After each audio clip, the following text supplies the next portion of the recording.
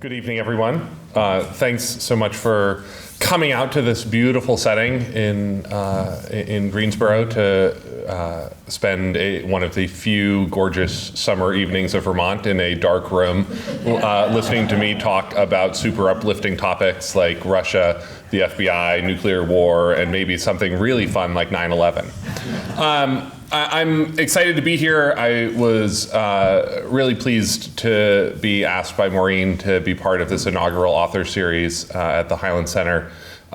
Maureen left out sort of one of the important shaping aspects of my life growing up in Montpelier was I think it was 2 years behind her son, Devin, who was super cool while I was not as a nerd. And so I remember growing up in the shadow of Devin Burgess, super cool, talented athlete.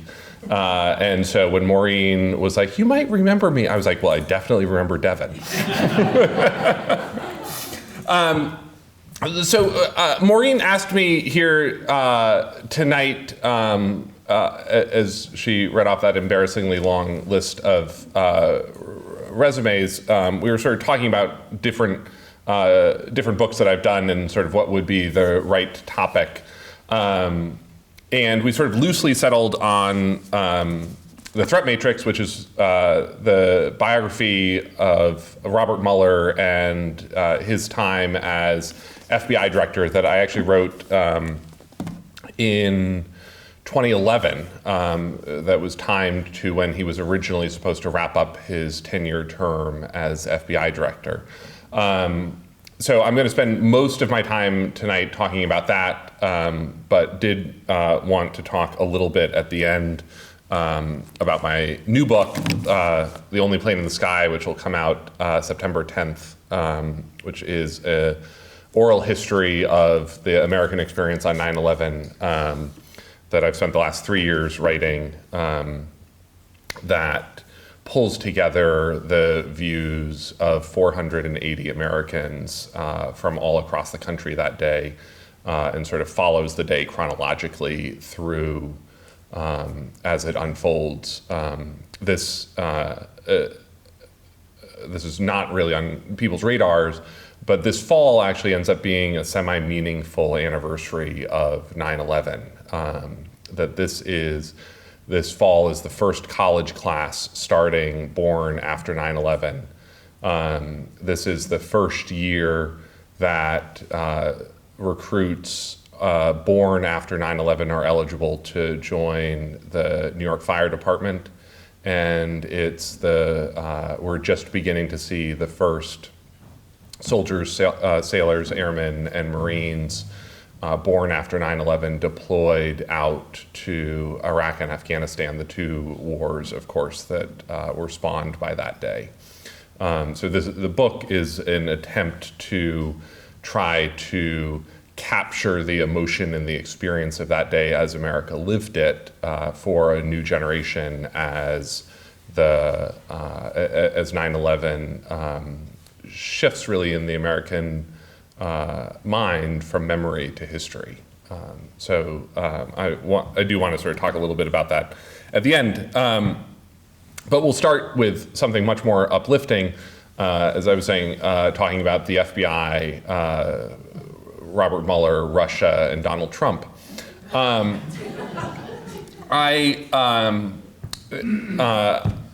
So this is a book that grew out of a profile that I wrote of Robert Mueller in the spring of 2008. And I was working at Washingtonian Magazine at the time and was looking for someone to profile in the spring of 2008. And Mueller, to me, was this very interesting figure then because he was the last national security official in his same job from 9/11.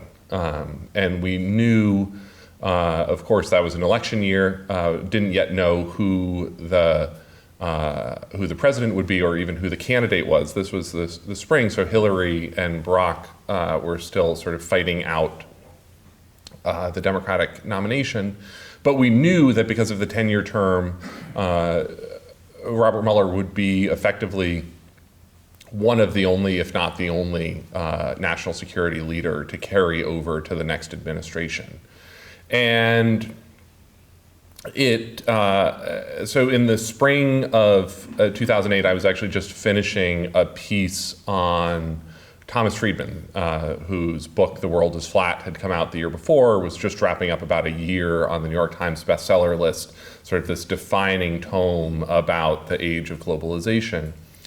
And I went down to Quantico, Virginia, to the FBI Academy to meet Mueller and start to follow him around for this profile that I was writing on him. And he came up to me in the hallway and said, I read that piece that you did about Tom Friedman. Let me tell you what the world is flat means for the FBI.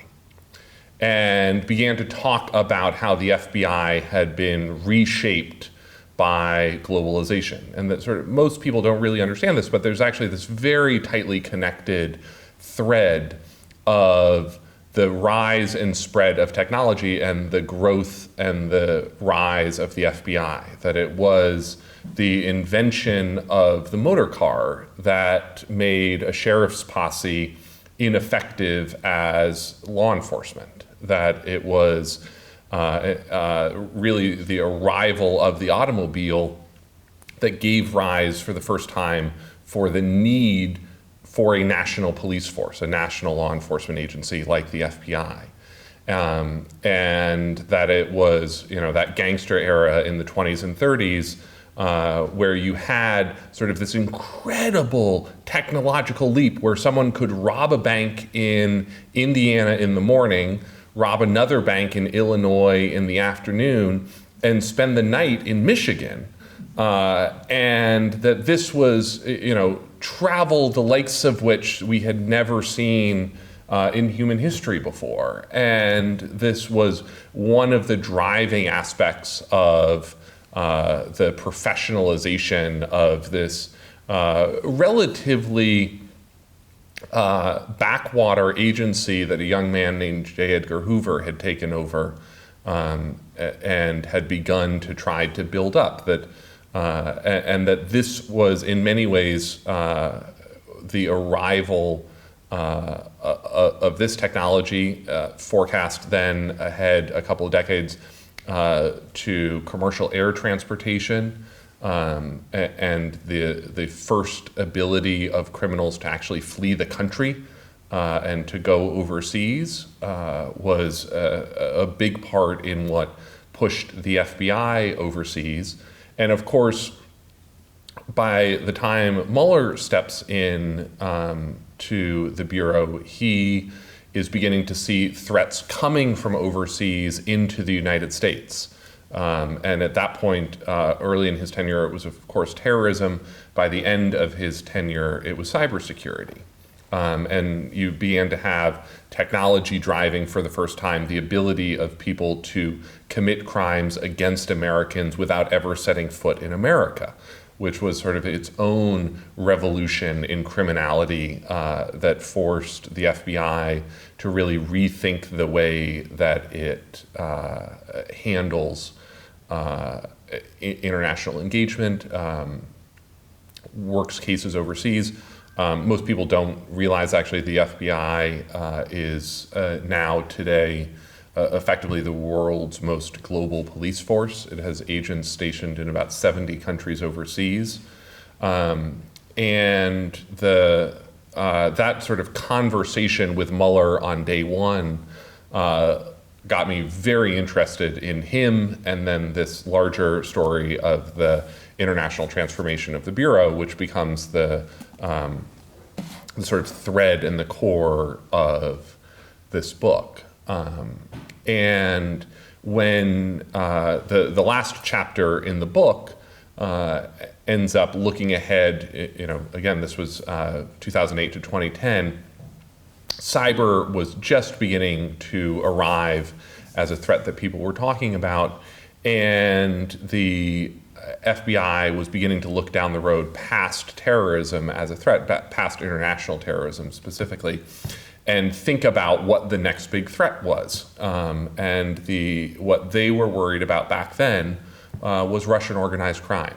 And so the final chapter of this book ends up actually being, I went to Budapest, Hungary, where the FBI runs their Russian organized crime task force, which the Department of Justice liaison to that was this very obscure figure that none of you have ever heard of, named Lisa Page, who worked with one of the FBI's leading Russian experts, someone I'm sure you've also never heard of, named Peter Strzok.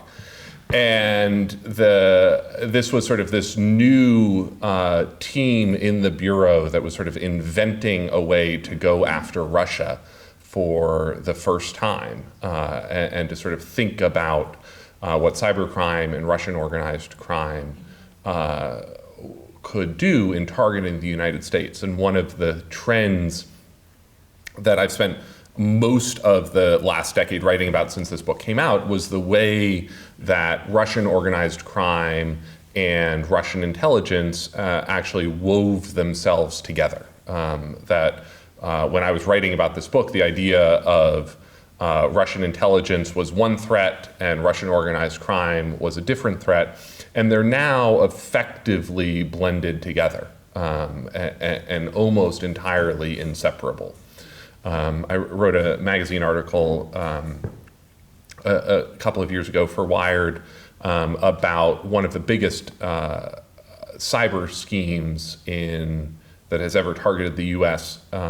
It was run by, it was a piece of malware that targeted the banking industry that was known as Game Over Zeus.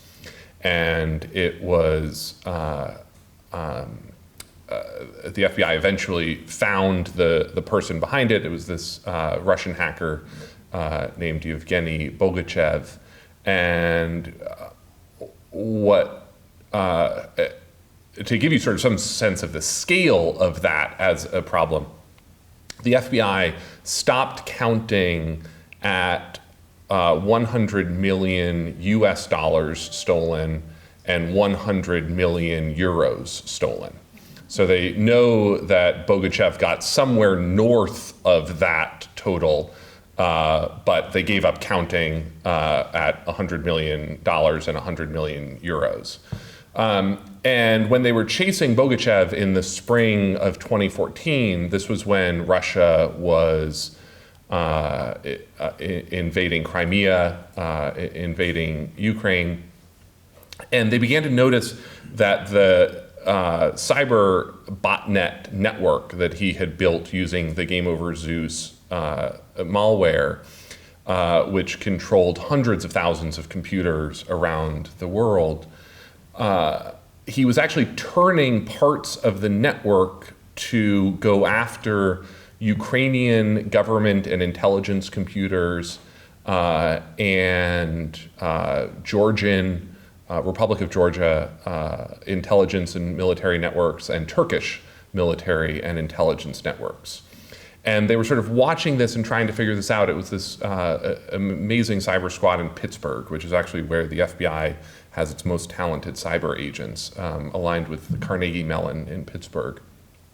And they were realizing that what they were watching was organized crime and the Russian intelligence weaving themselves together in real time. That this was a Russian criminal, Bogachev, who'd built this incredible cyber network that he then presumably some member of Russian intelligence had shown up on his doorstep and said, "Yevgeny, great tool you've built here.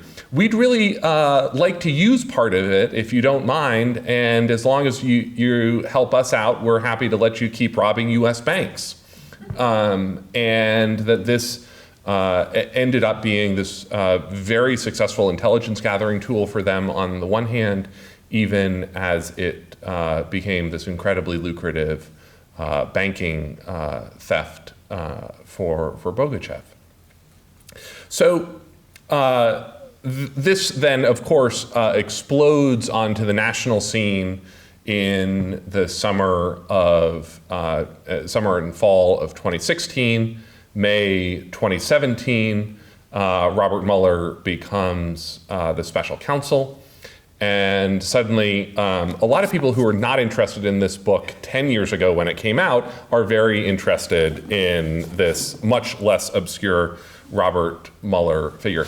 True story, you can sort of see on the cover here, we debated whether we could even in 2010 put Robert Mueller's photo on the cover of the book about Robert Mueller, because he was such an obscure figure at the time that we weren't actually sure Americans would recognize him.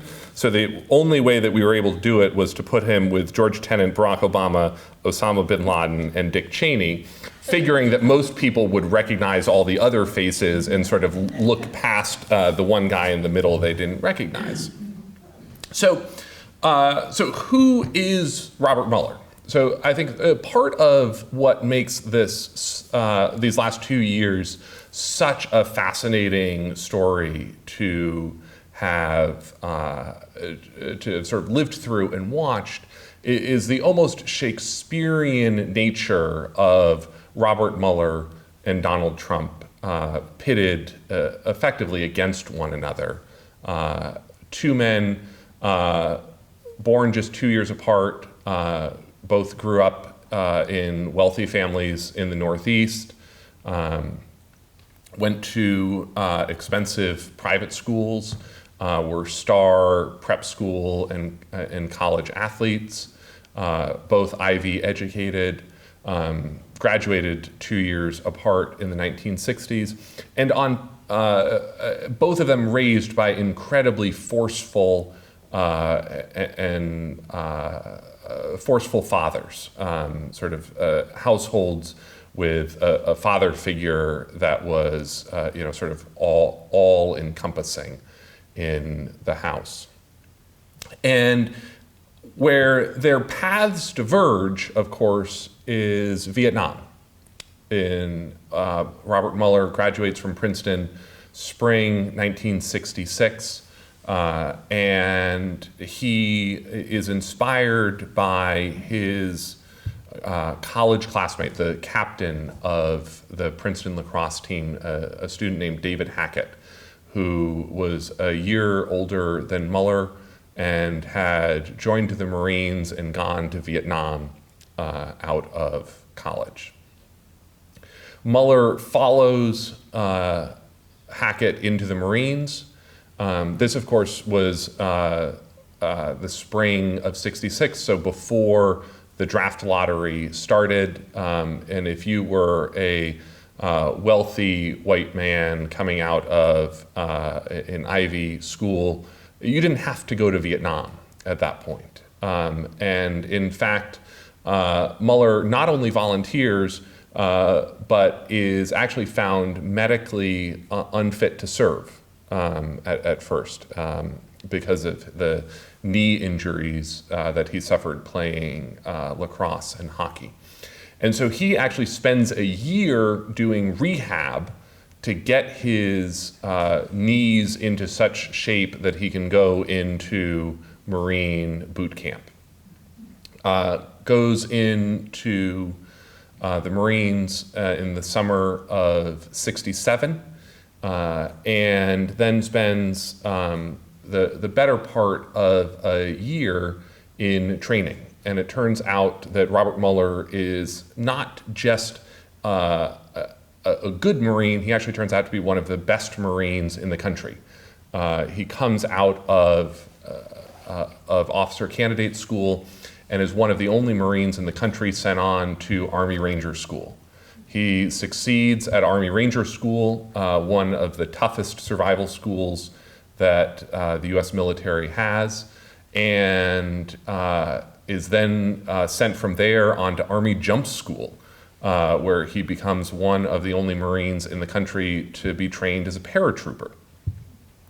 Finally deploys to Vietnam in the fall of 1968. And for sort of those of you who know this history, you can sort of imagine how different the Vietnam War that he's going off to in the fall of '68 is from the war that he signed up for in the summer of '66.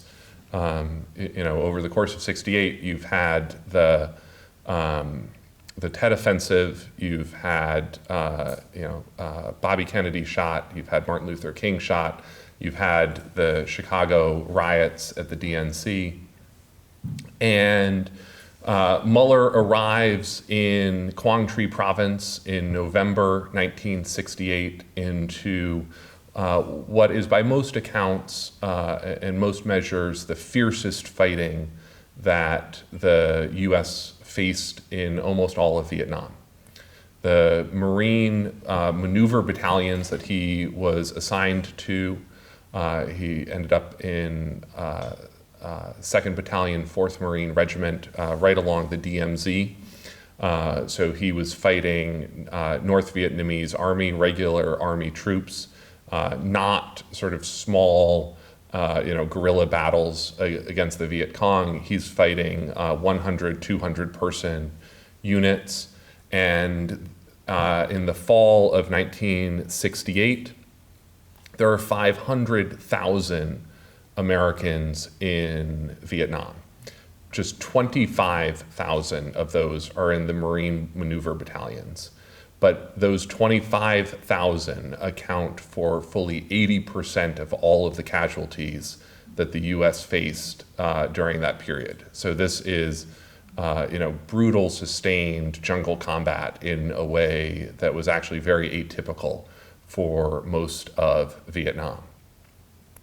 Muller ends up taking over 3rd Platoon Hotel Company, and in December 8th, 1968, finds himself in the first full-scale battle at a place named Mutters Ridge. Mutters Ridge is one of those hills in Vietnam that we fought over for the entire length of the Vietnam War. Mutters Ridge was named for someone who had fought on the ridge 2 years earlier. The year before, the Marines had suffered a major battle on Mutters Ridge. A year after Muller, Oliver North actually ended up in a major battle atop Mutters Ridge. But the December 1968 battle, that was the one that Robert Mueller was involved in. His unit is rushed into battle to help rescue an ambushed platoon, Fox Company, and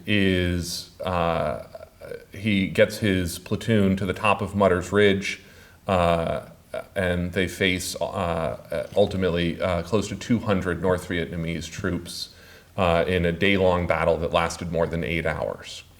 Muller loses 2 of his Marines quickly, and then one of his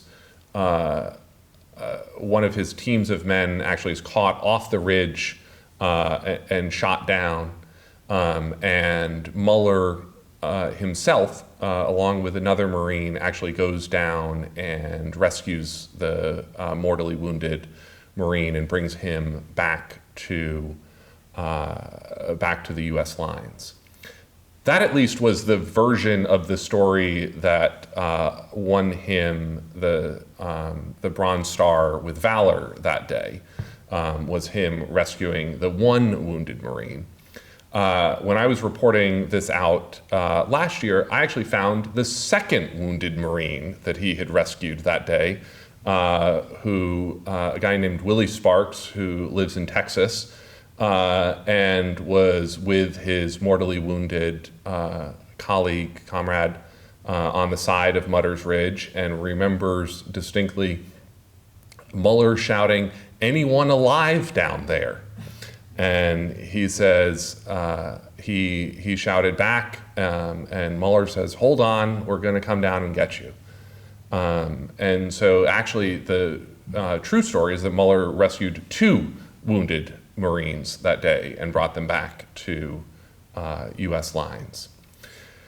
His tour continues, more sustained combat, additional commendations throughout the winter And then in April 1969, 50 years ago this spring, Muller himself is actually shot again when his platoon is rushed in to help another ambushed platoon.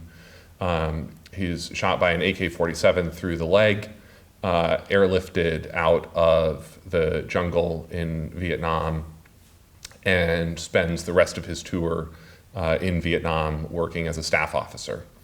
He, that summer, even after being shot, meets his wife in Hawaii, Ann Muller, who he had married just before he took off, and ends up telling her that he wants to make the Marines a career. And she explains to him that that is not one of the options that is open to him in their marriage. And so he leaves the Marines at the end of his tour in December and discovers, and he actually said this to me, which I thought was a really striking comment, that he found out, actually, he came back and he's finished out his last couple of months working at the Marine barracks at 8th and I in DC, that he actually didn't like the Marines outside of combat. That the thing that he enjoyed about being a Marine was being in battle. And that he did not actually think that the peacetime Marines or stateside Marines was a good job for him. So he ends up going off to law school, eventually becomes an assistant U.S. attorney in San Francisco, and spends effectively the rest of his life in the Department of Justice. He rises through the ranks of the Boston U.S. Attorney's Office. Bill Weld was actually the U.S. attorney at the time.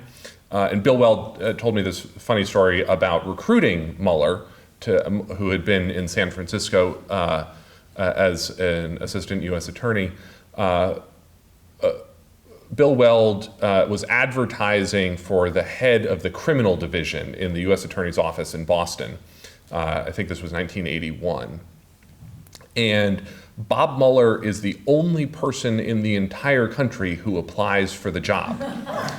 Because, as Bill Weld says, he's the only person in the Department of Justice so straight-laced that he saw a job posting in Ted Kennedy's home U.S. Attorney's Office and was like, yeah, I'll go ahead and apply for that. Whereas everyone else in the Department of Justice was like, I'm sure Ted Kennedy has already picked out the person who's going to get that job, and it's not actually an open search.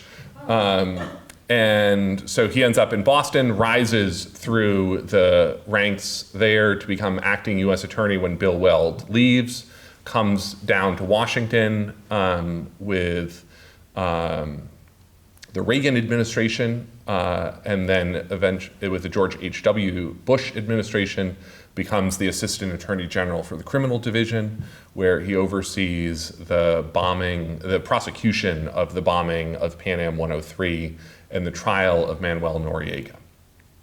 And the bombing of Pan Am 103 for Mueller is probably the most important case that he ever worked on in his life. And it was the I would describe it probably as the central cause of justice in his career, was tracking down, prosecuting, and bringing to justice the bombers of Pan Am 103.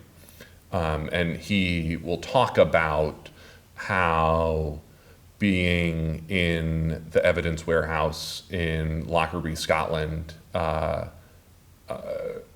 really moved him. And he will talk about individual pieces of evidence, personal belongings that he saw, a single white sneaker, a pink Syracuse sweatshirt, unwrapped Christmas gifts, bombing, of course, being December 21, 1989. And Mueller doggedly pursues this case through the 1990s. His career takes a bunch of other tacks, which I will quickly get through to come back to Pan Am 103. He leaves the Bush administration at the end of it in 1993, goes off to private practice, discovers that he hates private practice. And I talked to a number of the partners who worked with him at the time, and they all have sort of versions of the same story, where Mueller goes in to meet with a new potential client, talk about a new case, listens to the client, and then says, well, if you did that, you should plead guilty and go to prison, which is not the full-throated defense that people are generally looking for in their white-collar defense attorneys. And so after about a year, Mueller calls Eric Holder, then the U.S. Attorney for the District of Columbia, and asks to come back as a line prosecutor trying homicide cases. And so Mueller, who had been the Assistant Attorney General for the Criminal Division, overseeing 40,000 lawyers across the country, 2 years later is working side by side with Assistant U.S. Attorneys 3 years out of law school, trying homicide cases in D.C. Rises up through the ranks of the Clinton Justice Department, becomes the U.S. Attorney for San Francisco, the office where he originally started his career, and then is brought by George W. Bush back to Washington to be the acting Deputy Attorney General as the George W. Bush administration starts. Mueller spends the first mornings of his time as acting Deputy Attorney General, number 2 in the whole Justice Department, getting up early every morning to go out to Fort Meade in Maryland to watch the video simulcast of the Pan Am 103 trial from The Hague alongside the victim families. And so he sort of starts his mornings, going out, watching a couple of hours of the trial, then coming in as the number 2 in the Justice Department. That summer, goes off to become the FBI director, is confirmed at the end of July, is set to start on September 4th, 2001, goes off and has prostate cancer surgery that August, and sort of spends his recuperation time in the hospital reading briefing books, arrives at the FBI on Tuesday, September 4th, and every morning the FBI chooses a new case to bring him up to speed on as director. Sort of they walk through the biggest cases for the first 2 weeks of his tenure.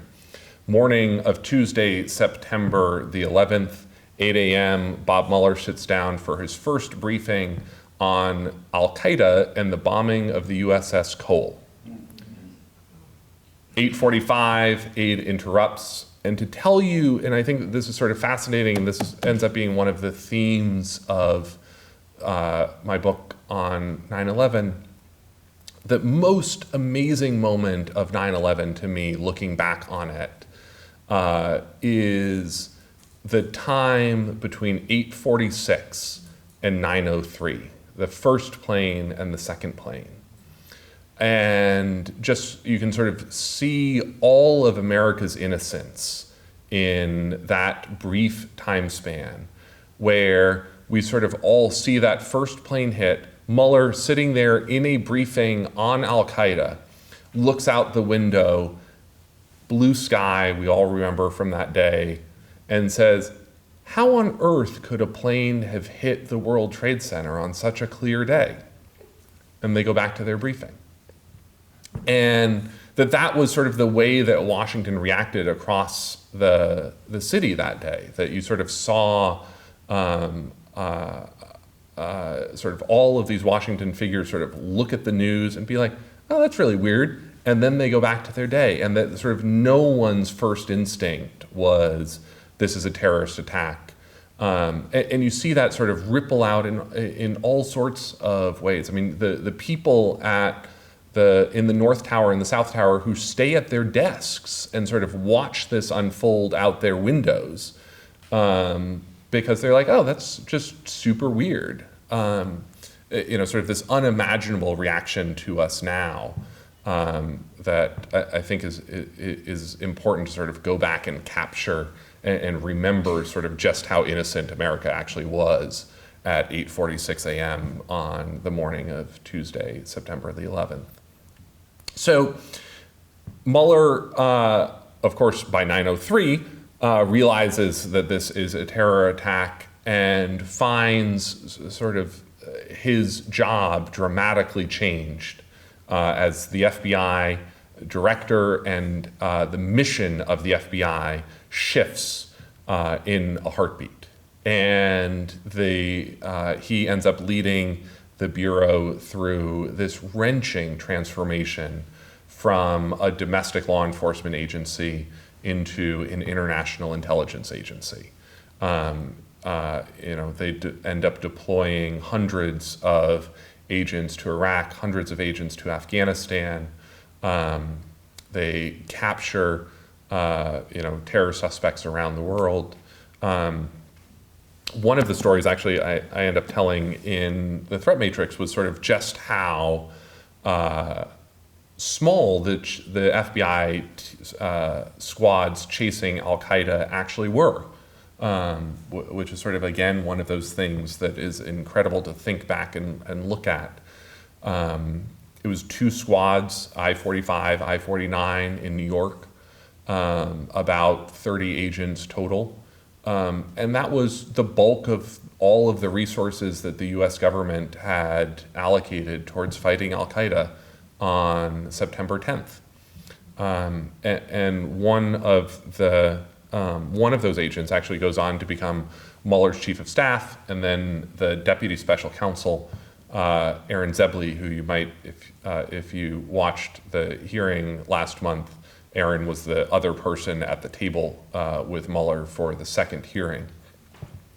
Aaron was actually one of those agents who had been chasing Al-Qaeda before 9/11, and I tell the story in the threat matrix of he and his partner Steve Gauden end up working the Ken bomb and Tan bomb, the Kenya embassy bombing and the Tanzanian embassy bombing.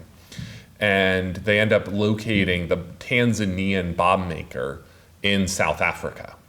And they go undercover in the South African Immigration and Refugee Service, because the Tanzanian bomb maker is hiding as a refugee in South Africa. And they figure out what office he is sort of reporting to, and as a refugee you have to report every 45 days to get your visa renewed. And so the two of them go undercover because they know somewhere in this 45-day period Khalid Khalfan Mohammed would show up at the refugee office.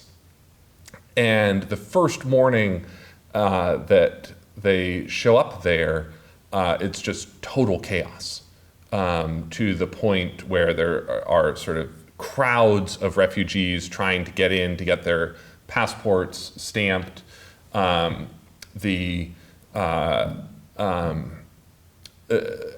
refugee officers actually end up getting out the fire hose and blasting the crowd to keep the crowd under control. And these FBI agents are sitting there being like, oh God, this is a disaster. And we need to make sure that the day that KKM shows up, he actually gets in.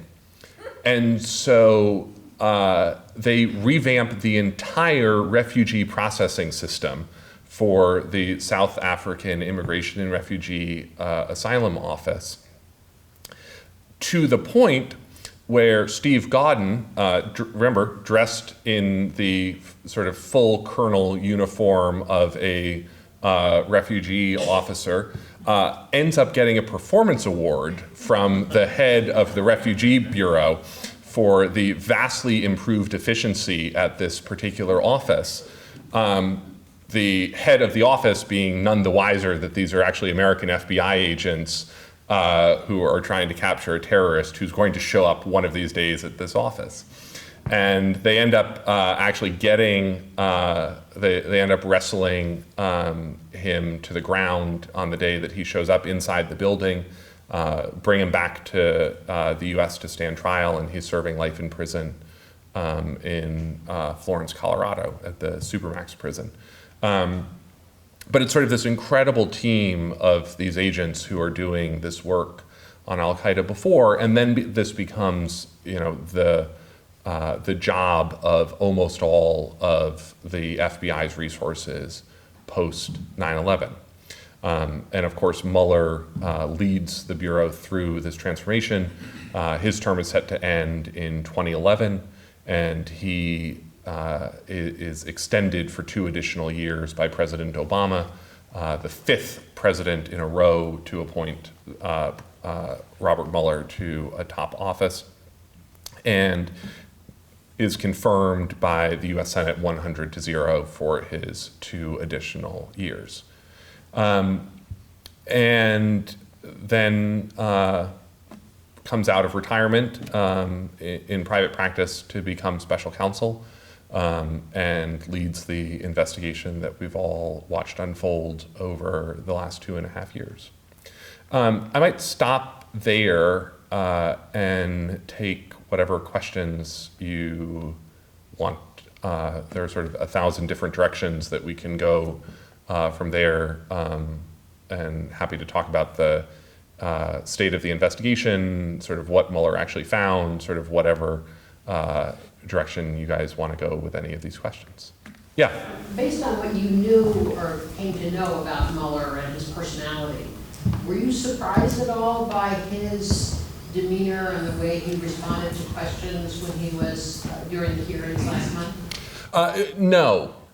Short answer, not at all. And I say that with sort of a couple of caveats.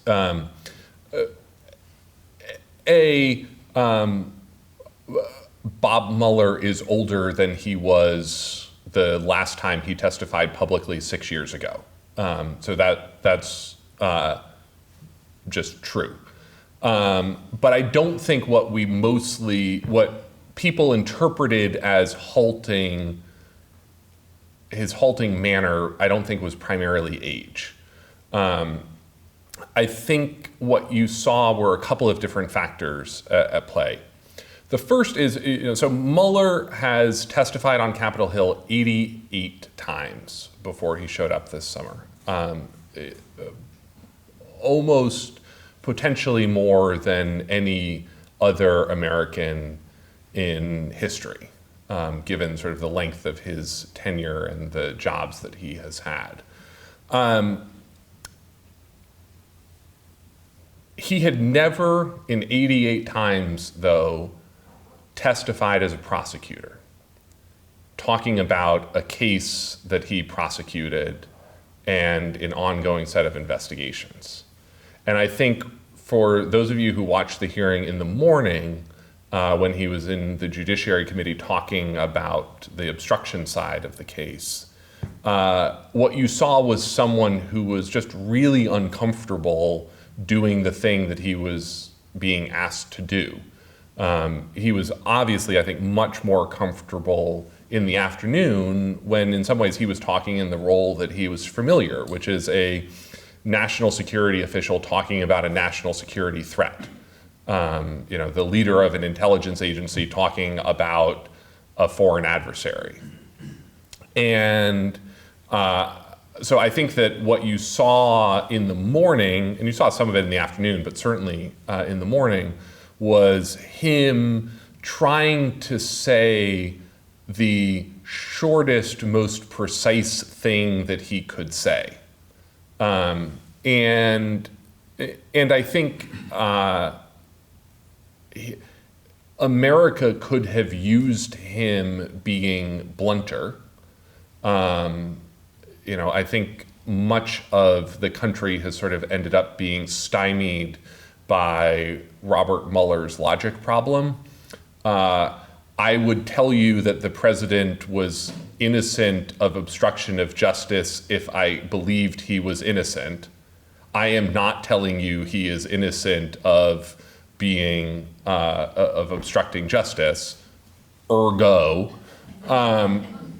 But I think the challenge for him, and I think if you are Bob Mueller with sort of the tradition of service and duty that he has grown out of, I think sort of one of the things that's very interesting to me is Mueller to me is sort of much more sort of World War II greatest generation than he is sort of Vietnam baby boomer.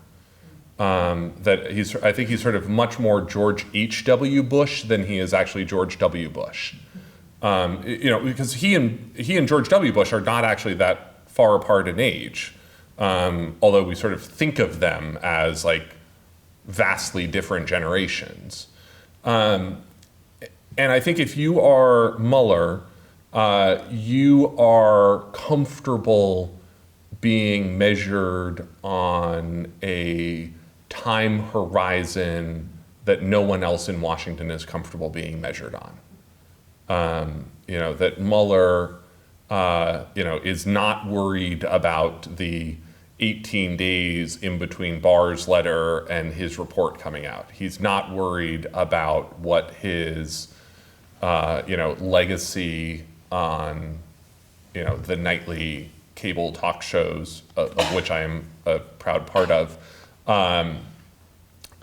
think of him. He is speaking and writing for history in a way that he wants his document to be able to stand the test of time in a way that I think we're just not used to. And I think, by the way, I think he sort of accomplished that. There is no one who watched Mueller's hearing and came away thinking, man, what a partisan hack, which I think is what he was sort of striving to avoid. So, yeah. Just so that I have this clear, what you're saying is Russia's attempt to break through our cybersecurity is way old. It did not start at all with the 2016 election. Yes. And the FBI knows this. Nothing has been done over the years about this, or they're trying. So they are trying.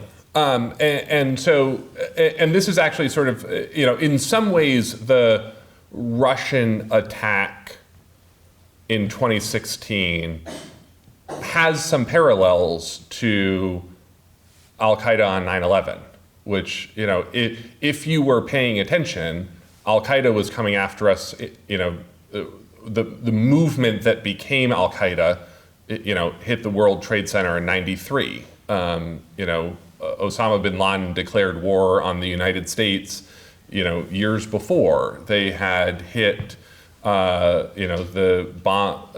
embassies in Tanzania and Kenya. They had hit the USS Cole. And that sort of none of that broke through until 9/11. And I think there's a parallel to that of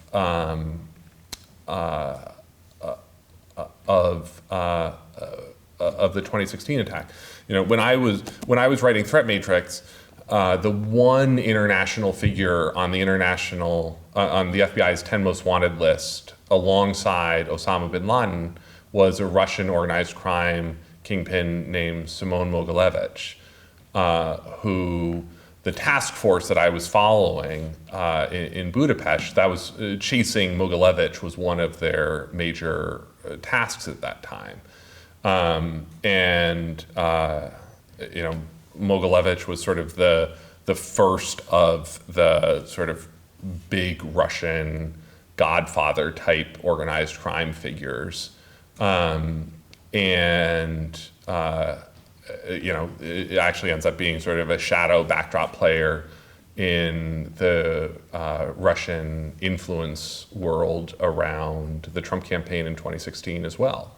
So like these are in some ways known quantities, known figures that the U.S. had been chasing and pushing to highlight this threat long before 2016, and we've made some progress since then. I would argue that we are still a order or two of magnitude short of where the U.S. needs to be to position itself against these cyber actors, and sort of particularly against Russia. And that's a lot of the work that I do under my sort of Aspen Institute cybersecurity program, is sort of trying to help step in and push some of these policy questions that the U.S. government is struggling to address. So, David. I'd like an opinion from you on this. Do you think Mueller uses a sort of dress rehearsal? Would he have gone through that hearing with other people, challenging him, trying to push him past the parameters that he'd set? There was no G. David Schein whispering in his ear, because he was the man that knew what his parameters were. But do you think that he used anything at all like practice? Yes, he did, and he went through some pretty extensive practice at WilmerHale, which was his former law firm. That was where he worked after leaving the Bush administration, first Bush administration, and then where he went back after. But Mueller, I think sort of one of the things that is just true about Mueller's character is he defines his role as narrowly as possible.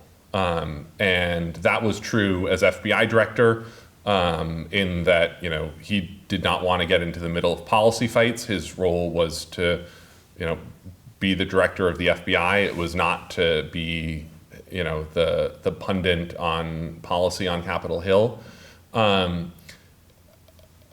In private practice, after when he left the FBI, he was hired to, sort of one of the first investigations that he was hired to run in private practice was the investigation, the NFL's investigation of Ray Rice, which, if you sort of vaguely remember this was a Baltimore Ravens NFL player who had beaten his girlfriend unconscious in, I think it was an Atlantic City casino elevator. And the NFL had done nothing about it until the video had actually surfaced. And Mueller was brought in by the FBI to investigate their handling of the video.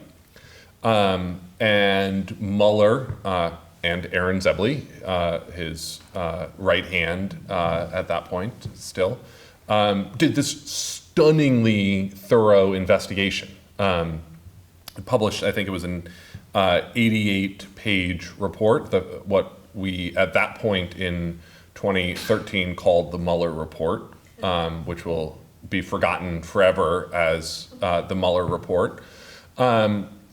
4 pages of that Mueller Report had to do with how packages arrived physically in the building at the NFL.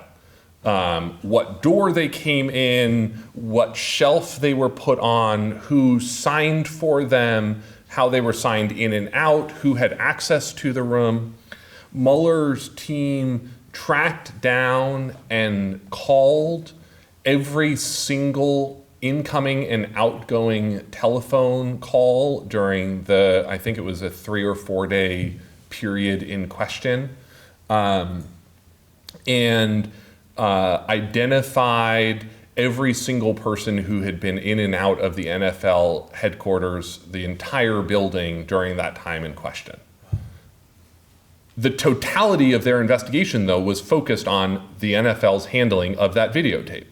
Mueller did not step one step over into, does the NFL coddle abusers? Does the NFL have a culture that promulgates domestic violence? Does the NFL have a security system that is set up to identify troubling players? Does the NFL have sufficient liaison with local law enforcement in order to help deal with these incidents? Is there any support system for wives, girlfriends, spouses, et cetera, et cetera? And that was sort of, at the time, what people were hoping, Mueller could do. Is like, Bob Mueller's going to come in and he's going to, bring Roger Goodell and the NFL to their knees and expose this corrupt culture.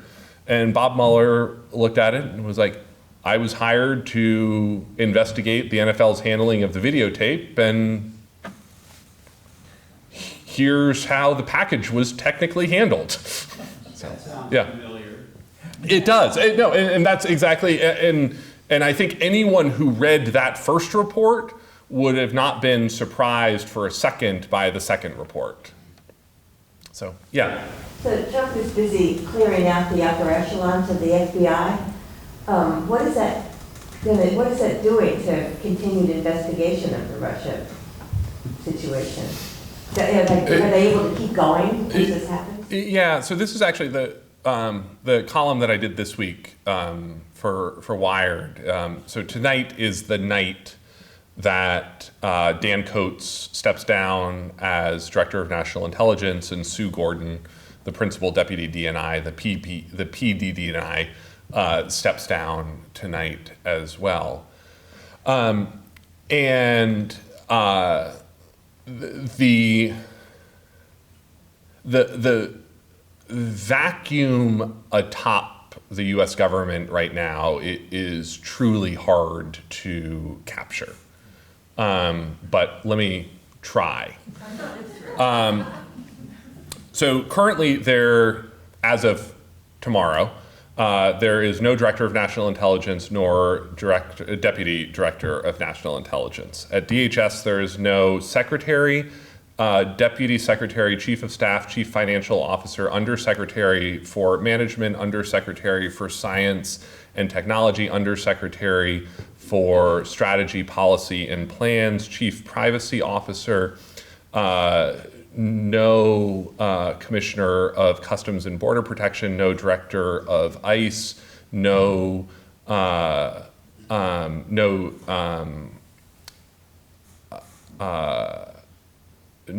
of FEMA in the middle of hurricane season, and no Director of U.S. Citizen and Immigration Services. At the Justice Department, there's no number 3. There is no head of the DEA or deputy head of the DEA. There has not been a head of the ATF in years, actually. I think we might be coming up on 4 years now that there's been no head of the ATF. And for all of you Jeffrey Epstein conspiracy theorists, there's no head of the Bureau of Prisons right now. At the Pentagon, of course, we just wrapped up the longest lack of a defense secretary in U.S. history. So there's a brand new defense secretary and brand new deputy defense secretary. But there have been, 3 defense secretaries in the last 3 months, and there's no Air Force secretary. And next month, this is scheduled and normal, all of the military Joint Chiefs will turn over. So if you put sort of the 3 things that I just said, by the beginning of the fall, the heads of nearly all of the military branches, services, and 17 intelligence agencies will be either new, empty, or vacant. And that is a recipe for really troubling geopolitical miscalculations. And no American ambassador in Russia now. Yeah, but like we've sort of gotten over having ambassadors in other countries. When Mike Pompeo did his 9-country tour of the Middle East in January, we did not have ambassadors in 6 of the 9 countries. What are Echelon's doing while this is happening? Well, so this actually is sort of one of the, I think, sort of most interesting aspects of this. Is we are living in this very weird age right now where we're sort of watching American global leadership sort of diminish. And that was always going to be happening right now. The rise of China as a world power was sort of always going to be happening right now. The thing that was unintended and that turns out to be sort of the surprise is that the US is sort of letting this slip away, stepping away from the sort of post-World War II order and institutions that we helped build at great cost to the United States, and stepping away from things like the Trans-Pacific Partnership that would have helped create a framework to combat the rise of China or sort of box in the rise of China. And I think, and I sort of pivoted your question to China in part because I think that China is in some ways the much more important thing for us to be watching in this moment. That, and I say this as someone who has spent most of the last decade covering intelligence and Russian intelligence. Russia's playing a very weak hand. And Putin's goal is to sort of tear down the West and split institutions and split alliances because he sort of doesn't have anything else to do.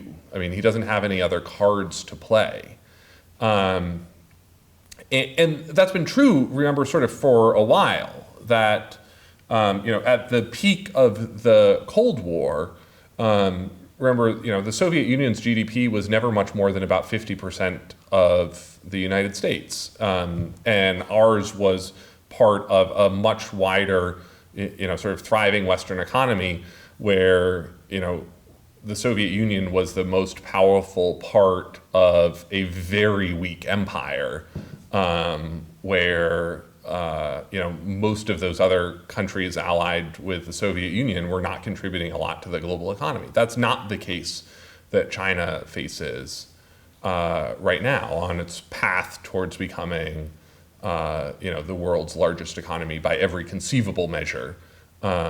And sort of there's one of sort of the ways that intelligence officials talk about this is Russia is the hurricane, China is the climate change. And that, it's easy to pay a lot of attention to the hurricane because it's the thing that's right there and it's causing a lot of damage. But if you're not watching the climate change, which we're also not doing, then you're in, your whole environment ends up being different. So, yeah. Didn't you promise to uplift us? No, none of my talks end up being uplifting. I could go into the one about nuclear doomsday planning. Would that? Pass. What are Echelon's doing? Are they on the case or are they all?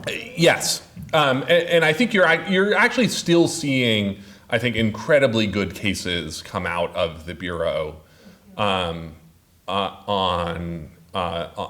Russia, on China. There's and in some ways, the FBI, Bob Mueller would disagree with the theory that I am about to posit, but I think the FBI often does its best work when it's not the thing that people are focused on. That actually, if you look at the work that the Al-Qaeda squads were doing before 9/11, it was incredible, and they were not, no one was paying any attention to them at all. And that's true with some of these cyber cases as well. I mean, there are these squads in Anchorage, Alaska, and Pittsburgh and Atlanta that are doing incredible work on cyber issues. And they're just going on in spite of all the. Yeah, and that their day-to-day is the same as it always was. Yeah. I was going to ask a question along those lines. Yeah. Your point at the beginning about the importance of technology and its impact on the FBI's work was interesting. And at the time of Al-Qaeda, and for some years after, there were always jokes, derision about the state of the FBI's technology. And, their computers could not even communicate internally, much less with Yes. CIA and other agencies. And I'm wondering what you know about the status of their cyber technology. Yeah, it's a good question. And I sort of skipped over a little bit of that. When Mueller stepped in as FBI director in the summer of 2001, fixing the computer system was the thing that he thought was going to be his defining task. And one of the reasons that Mueller was actually chosen is Mueller is actually weirdly a computer nerd. He started the first cyber computer crimes unit at the Justice Department in Bush 41 in the early 1990s. And you're right, the Bureau's computer system in the summer of 2001 was incredibly sort of stunningly antiquated. Before 9/11 that summer, there was all sorts of intelligence coming in that the agents sort of knew they were chasing something. They didn't know what it was. They didn't know, of course, that it was the 9/11 plot. The computers were so antiquated that at one point that summer, to get a piece of evidence or intelligence from the West Coast to New York, an agent had to save it onto a floppy disk in Los Angeles, get on a plane, fly to New York, hand off the disk to an agent in the New York airport, and then fly back. After 9/11, the Bureau had no ability to send out the photos of the hijackers, and so they ended up FedExing the photos of the hijackers out to the 56 field offices because that was the fastest way that they had to disseminate them. Mueller comes in sort of thinking that that's going to be his major task, and sort of pretty dramatically fails at that over the course of his tenure. The FBI's computer system sort of goes through several failed upgrades, squanders hundreds of millions of dollars. I think it was close to $1 billion that they ended up spending on a unusable computer system. And one of the reasons that Mueller actually ends up being extended those last 2 years, 2011 to 2013, was they had finally gotten the computer system on track, and Mueller wanted to stay to sort of see through the successful completion of that upgrade. The system right now is like better. It is not everything that one would hope it is. There's a lot more interoperability between the various intelligence agencies, and there's a lot more coordination actually between the different intelligence agencies, which, by the way, is the whole reason for being for the Director of National Intelligence and the Principal Deputy Director of National Intelligence. Those roles is to sort of knit together these 17 different intelligence agencies across the country. And the FBI, the cyber capabilities are actually quite good in fighting cybercrime. I mean, there is no one better at cyber issues in the world right now than the US. The challenge that we face is that we are also the most wired society, and so we are also the most vulnerable. And that's something that you sort of see play out in a lot of these sort of asymmetric threats against a nation state like Iran or North Korea that has done sort of a tremendous amount of low-level, sort of short of armed conflict with the United States in cyberspace. And I think that sort of the challenge in the cyber realm right now, this is going to be a particularly non-uplifting moment, is when you sort of look back at the way that the US has been attacked, every stage of those attacks have been really a failure of imagination on our part. The first time Iran hit us, they actually attacked Sheldon Adelson's casino in Bethlehem, Pennsylvania. You know, we were on no one's list of critical infrastructure was a casino in Bethlehem, Pennsylvania. The first time North Korea attacked us, it went after a Hollywood movie studio. No one thought that Sony Pictures Entertainment and Seth Rogen's latest stoner comedy represented the front lines of cyber defenses. The first sort of major, China has pillaged American intellectual property for 20 years. But sort of their first big cyber theft came when they attacked and stole all of the government's personnel records, which, we had gone to incredible efforts to secure Pentagon computers and intelligence computers, and no one had really thought about the 3.2 million federal personnel records that were sitting there on an, I'm oversimplifying this, unprotected server, which turns out to be an incredible intelligence coup that might take us 50 years to unwind. Particularly once China has now supplemented that with their thefts of Anthem's healthcare insurance data, Marriott's hotel reservation data, the Equifax credit scores, sort of all of which have been swallowed up by nation-state hackers who appear to be emanating from Chinese property.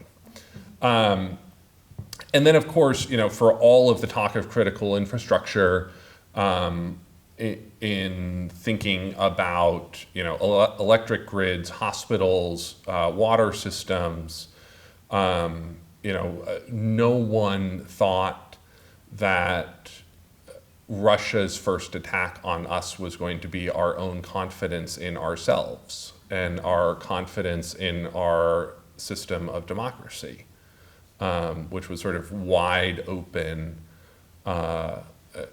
for their attack in 2016. I think the challenge that I see looking forward is if you sort of use that as your historical lens, we are now the next failure of imagination is going to be the next attack.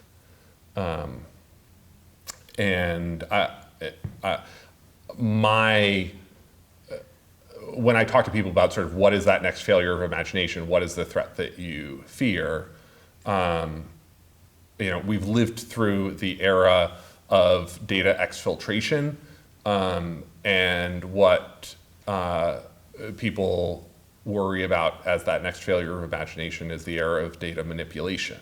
What happens when I'm oversimplifying complex things that wouldn't actually happen, but what happens when Bank of America's spreadsheet is shifted sort of one column, and so everyone's bank account is slightly wrong, and you don't have confidence that the number that's in your bank account is the number that you actually have.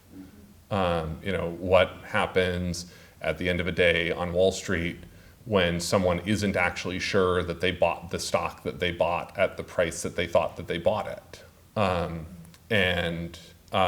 Or what happens to a hospital in electronic medical record where no one is actually sure that the blood type that's listed on your medical record is actually your blood type anymore. Or your allergies are actually your allergies. You can sort of imagine the economic chaos that could unfold through a targeted attack like that. All right, let's try for one last potentially uplifting question. Yeah. Not uplifting, but getting back to the Mueller investigation, one gets the impression throughout that the American public at large has failed to understand just why it's so very serious the Russians could have meddled or influenced the outcome of the elections. And it doesn't seem, after this long and tortuous process, that people have gained any better understanding of why that is so serious for this country. Would you care to comment there? Yeah, so I think that there are sort of a couple of things that stand out in the Russian attack. One is part of why it was so successful in 2016 was it was so unexpected. We had never dealt with something like that. And there was no sort of public education or inoculation to help people sort of understand the context of what was unfolding. I think that sort of one of the things that going forward we need to be a lot better about is that public education and public inoculation side. Be a savvier news consumer, be a savvier sharer of information on social media. And that's already taken place a little bit. If you look at something like the French elections, Russia tried to pull off sort of a similar hack and dump operation there. And it didn't succeed, both because sort of the French public was expecting it and because Macron's campaign had been smart enough to actually hide false files in their servers. And so when the server got dumped publicly, the Macron campaign said some of that's real, some of it's false, and we're not going to tell you which is which. And the press just didn't write about it because they didn't know what was real and what was false. And I think you're going to see that sort of going forward. Pete Buttigieg's campaign has actually hired its first CISO, sort of Chief Information Security Officer, the first time that role has ever existed on a presidential campaign. And I think there are some really interesting and complicated policy questions wrapped up in that. Should the Secret Service be providing cyber defenses to presidential campaigns, to congressional campaigns? Does the Capitol Police provide that to congressional campaigns? Microsoft came out at the end of the 2018 midterms and said that they had worked with two congressional campaigns that had been targeted by foreign attacks. And there was sort of this big kerfuffle of, why didn't the US government know this? Why was it up to Microsoft to announce this? And the actual answer, which is actually a pretty good answer, is the NSA, we've actually spent a lot of time making sure that the NSA doesn't pay attention to US congressional campaigns and US presidential campaigns. We went through a whole bunch of scandals in the 1960s, 1970s, and 1980s to ensure that our foreign-focused intelligence agencies are not actually doing domestic surveillance. And so it shouldn't actually surprise us that the NSA is unaware of attacks that are taking place on congressional campaigns. It does seem like it should be someone's job to be paying attention to attacks on congressional campaigns or presidential campaigns. And one of the things that DHS is starting to do is think about what a public education campaign could actually look like. They talk about this as what's the Smokey Bear of influence operations. And I would encourage you to sort of go home and look this up tonight. They're actually doing this really interesting campaign this summer online on the war on pineapple, about pineapple on pizza and what a divisive subject that is as a public education campaign around how foreign influence operations work. That what the Russian Internet Research Agency does is they pick a super divisive topic in the United States, like pineapple on pizza, and send trolls out on both sides to sort of stir up resentment of the others. And so they have this very sort of tongue-in-cheek campaign that they're doing with state secretaries of state offices across the country to talk about here's how Russia could weaponize war on, pineapple on pizza. Pay attention to what these campaigns could actually be coming into 2020. So, all right, I think I've probably prattled on long enough. So, thank you all for coming out. And while you are online tonight looking up War on Pineapple, I would encourage you to pre-order your copies of The Only Plane in the Sky out September 10th. So thanks so much for coming out.